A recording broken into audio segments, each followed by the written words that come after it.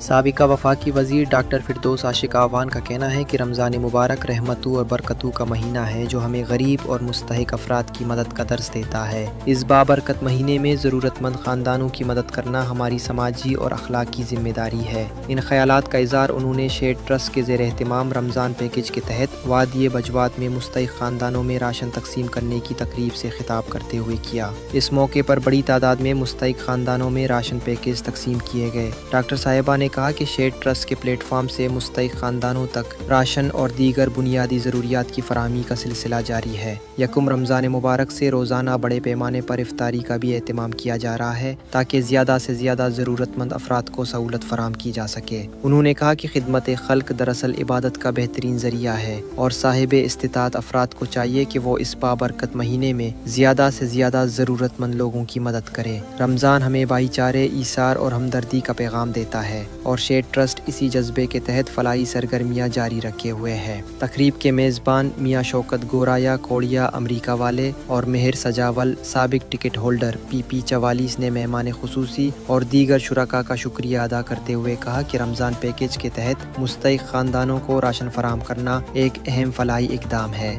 جس کا مقصد ضرورت مند افراد کی مشکلات میں کمی لانا ہے۔ تقریب میں مقامی سماجی و سیاسی شخصیات، معززین علاقہ اور میڈیا نمائندگان کی بڑی تعداد نے شرکت کی۔ اس موقع پر مستحق خاندانوں میں راشن پیکیج تقسیم کیے گئے جبکہ شرکاء نے اس فلاحی اقدام کو معاشرتی خدمت کی ایک مثبت مثال قرار دیا۔